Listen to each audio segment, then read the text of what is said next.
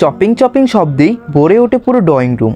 এমন সময় ওচি এসে থামিয়ে দেয় আমায়, হাত থেকে ব্যাগটা কেড়ে নিয়ে ডেকে নিয়ে আসে রাশেদার ওর বাবা মাকে। ছেলের এমন অবস্থা দেখে জামশেদ সাহেব ঘিন্নেই চোখ সরিয়ে নেয়, আর আন্টি আঁচল দিয়ে মুখ ঢেকে রেখেছে। তবেই তার পোপানোর শব্দটা স্পষ্ট। মায়ের মন তো ছেলে যতই অপরাধ করুক এমন অবস্থায় ছেলেকে দেখে কষ্টই হবে। আন্টির কান্নার শব্দেই কেন যেন আমার বুকটা কেঁপে উঠে, রাগটাও নিমিষে উদাও হয়ে যায়, মনটা খারাপ হতে শুরু করে।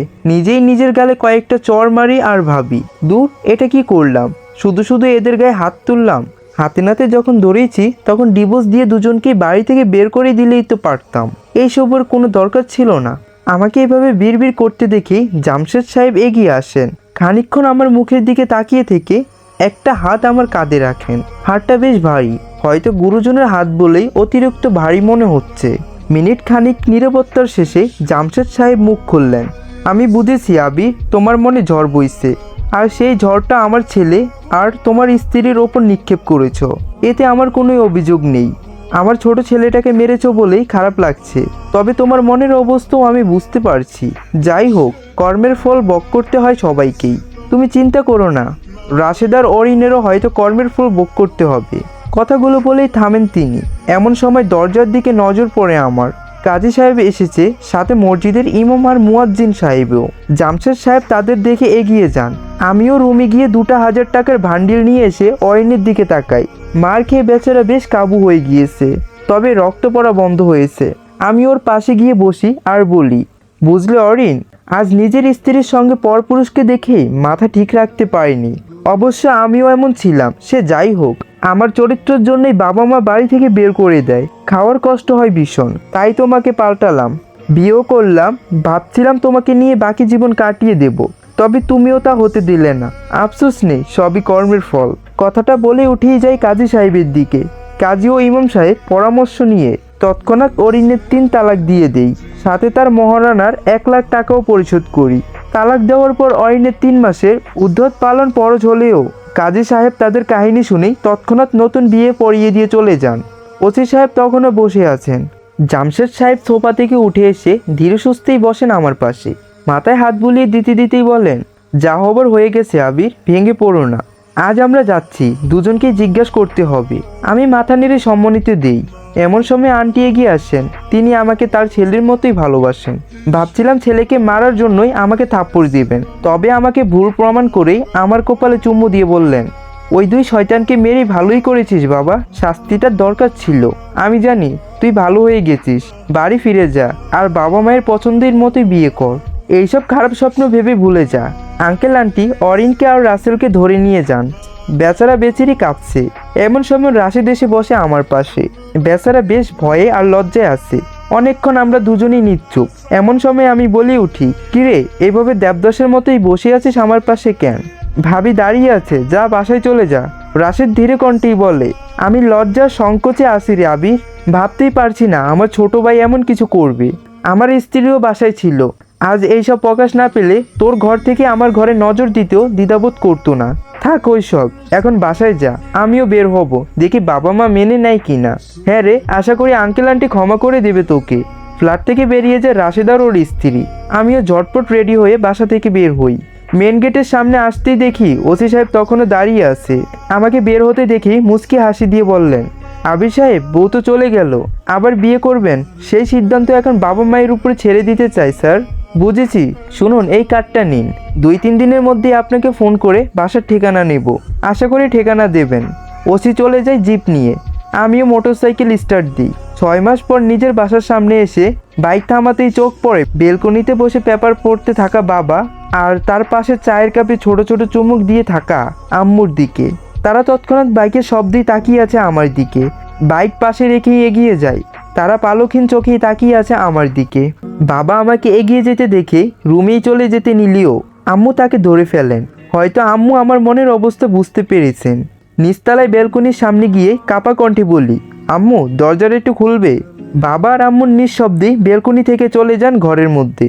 হতাশ হয়ে ফিরে আসতে যাব এমন সময় দরজা খোলার শব্দ পাই। তাকিয়ে দেখি বাবা আর আম্মু দাঁড়িয়ে আছেন। তাদের দিকে এগোতেই বাবার গর্জে ওঠে, তুই এইখানে কেন এসেছিস? সমাজে আমার মান ইজ্জত সব শেষ করে দিয়েছিস, দয়া করে বিদায় হ। বাবার কথাগুলো গায়ে মাখলাম না, কারণ তিনি বাইরে কঠোর হলেও ভিতরে ভিতরে খুব নরম আর ভালোবাসেন। বাবা আবারও চিৎকার করে বললেন, কি হলো, খাম্বার মতো দাঁড়িয়ে আছিস কেন? দূর হ। আবিরের মা, একে বিদায় করো। বাবার কথা শেষ হওয়ার আগেই আমি তার পায়ে পড়ে যাই, হু হু করে কাঁদতেই থাকি। বলি, বাবা প্লিজ আমাকে তাড়িয়ে দিও না, আমি আমার ভুল বুঝতেই পেরেছি, আমি আমার কর্মের ফল ভোগ করেছি, বাবা প্লিজ আমাকে তাড়িয়ে দিও না। বাবা হতবাক হয়ে যান আমাকে এইভাবে কাঁদতে দেখে। তিনি কাপা হাতেই আমাকে তুলে নিয়ে বুকেই জড়িয়ে ধরেন, পিঠে হাত বুলিয়ে দিতে দিতে বললেন, সবই জানি আমি, জামশেদ ফোনে সব বলেছে, তুই ভালো হয়ে গেছিস, তোকে একটা সুযোগ দেব, চল ভেতরে। আবিরের মা, ছেলে বহুদিন পরে এসেছে, কিছু ভালো মন্দ রান্না করো। বাবা ছেলেকে এভাবে কাঁদতে দেখে আম্মুও কেঁদে ফেললেন। তবে বাবার কথায় কান্না থামিয়ে তিনি ছুটে যান কিচেনের দিকে। বাবা আমার হাত ধরেই টেনে নিয়ে যেতে যেতে বললেন, বহুদিন পরে বাপ বেটা জম্বিস খাওয়া হবে। কি বলিস তুই আবির?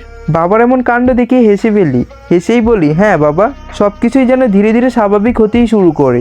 বাবা মায়ের ভালোবাসা, তাদের সাপোর্ট আবারও বাঁচার ইচ্ছেটা নতুন করে জাগিয়ে তোলে আমায়। এরপরে কয়েকটি দিন কেটে যায় অনেকটাই শান্তিতে। মা আমাকে যত্ন করে নিজের হাতে 3 বেলা খাওয়াতে থাকেন। অফিস থেকে ফিরে বাবা মায়ের সাথে গল্প করতে বসি। হারানো সময়গুলো যেন ধীরে ধীরে ফিরতেই শুরু করে। ঠিক তার কিছুদিন পর এক বিকেলে বাবা মায়ের সাথে গল্প করছি, এমন সময় ফোন আসে। স্ক্রিনেই বেশি ওঠে ওসি সাহেবের নাম্বারটা সেভ করেছিলাম। বার কয়েক রিং হওয়ার পরই ফোন রিসিভ করি। আসসালামু আলাইকুম স্যার। ওয়ালাইকুম আসসালাম। আবির সাহেব, মনে আছে বলেছিলাম ফোন করব, ঠিকানা চাইবো? জি স্যার, মনে আছে, আগেই ফোন দিতাম, তবে ভাবলাম আপনি স্বাভাবিক হন তারপরে চাইবো ঠিকানা। আপনার বাবা মা কি আপনার সাথেই আছেন? জি আছেন। তাদের ফোন দিন তো, একটু কথা বলবো। ফোনটা বাবাকে দেই। বাবা ফোনটা নিয়ে বেশ কিছুক্ষণই কথা বললেন।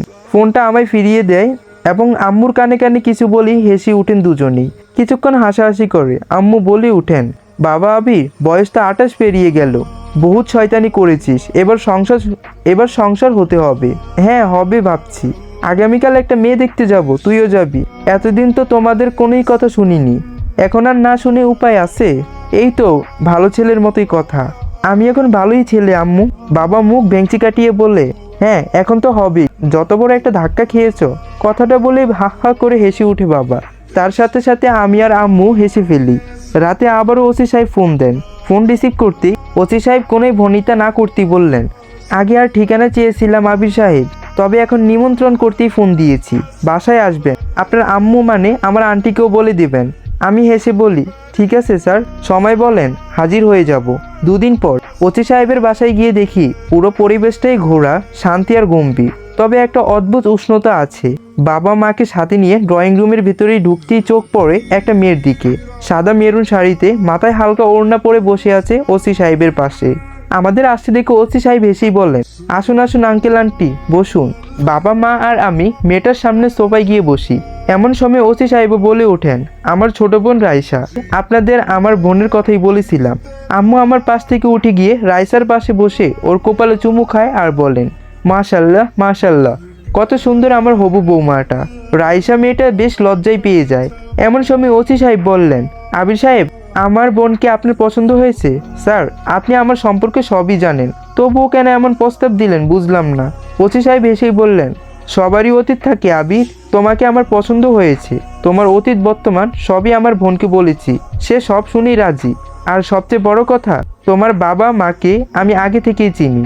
তোমার বাবা আমার নিজের বাবার বন্ধু ছিলেন।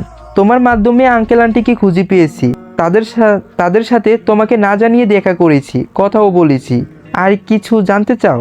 ওসি সাহেবের কথা শুনে বাবা মায়ের দিকে তাকাই, তারা মাথা নাড়িয়ে সম্মানিত জানান। এমন সময় বাবা বলে ওঠেন, তোমার ভাগ্য ভালো আবির, এমন একটা মেয়ে তোমার বউ হবে আর আমাদের পুত্রবধূ। এমন সময় ওসি সাহেব সোফা থেকে উঠে এসে আমার হাতটা ধরে বললেন, আমার এই চাকরি জীবনে বহু জায়গায় গিয়েছি আবির, বোনটা আমার ক্লান্ত, ওকে একটা ভালো পরিবারে বিয়ে দিতে চাইতাম, আমি পেয়ে গেছি সেই পরিবার। তোমার বাবা মা অনেক ভালো, আমি তাদের হাতেই বোনটার দায়িত্ব দিতে চাই, তুমি রাজি হয়ে যাও প্লিজ। রাইসা ওর ভাইয়ের কথা শুনে লজ্জায় মাথা নিচু করে। আমিও কিছুক্ষণ চুপ করেই থেকে বলি, আমি রাজি, যদি উনিও রাজি থাকেন। ওসি সাহেব এবার হাসতে হাসতে বললেন, রাইসা তো আগে থেকেই রাজি, শুধু তুমি রাজি হওয়াটা বাকি ছিল। আঙ্কেল আন্টি, মেয়ে ছেলে রাজি, তবে ডাকি এখন কাজী। বাবা মা সম্মানিত জানান, কয়েক সপ্তাহের মধ্যে বিয়ের আয়োজন হয়। বাবা মা নিজের হাতেই সব আয়োজন করেন। যেই বাড়ির দরজা একদিন আমার জন্য বন্ধ ছিল, সেই বাড়িতে বাবা মায়ের পছন্দ করার মেয়েকে বউ সাজিয়ে নিয়ে আসবো, ভাবতেই আনন্দের শেষ নেই। বিয়ের দিন রাতে বারান্দায় দাঁড়িয়ে আছি, হালকা হাওয়া বইছে। পাশে এসে দাঁড়ায় রাইসা, ফিরে তাকাই ওর দিকে। মেয়েটা মাথা নিচু করেই বলে ওঠে, জানেন আজকের এই রাতটার জন্য আমি দীর্ঘ 21 বছর অপেক্ষা করেছি, শুধু আমার স্বামীকে আমি আমার সব ভালোবাসা উজাড় করে দিব বলে, গর্বের সাথে বলবো বলে আপনি শুধু আমার প্রথম ভালোবাসা। কিন্তু আমি লজ্জিত, আমি তোমার প্রথম ভালোবাসা নই, আমি তোমার হক নষ্ট করেছি প্রিয়তমা। আমি কি ক্ষমার যোগ্য? রাইসা হেসেই মাথা নিচু করেন, আর আমি আকাশের দিকে তাকিয়ে ধীরে ধীরে বলি, হ্যাঁ, কেউ ভুল করে ক্ষমা চাইলে সে অবশ্যই ক্ষমার যোগ্য। রাইসা কথা শুনেই মনে প্রশান্তি নেমে আসে। আর দেরি হয় না, রাত তো শেষ হওয়ার পথে। মাথা নিচু করে দাঁড়িয়ে থাকা রমণী আমার প্রিয়তমা স্ত্রীকে কোলে তুলেনি। পাগলিটা ভয় পেয়ে আমাকে খুব শক্ত করে জড়িয়ে ধরে বলেন, এই নামান বলছি, আজ কোনো কথাই শুনবো না প্রিয়তমা, চিৎকার করেই বলবো ভালোবাসি তোমাকে আমি। রাইসা আমাকে গালে চুমু দিয়ে বলে, আমিও ভালোবাসি আপনাকে প্রিয় স্বামী।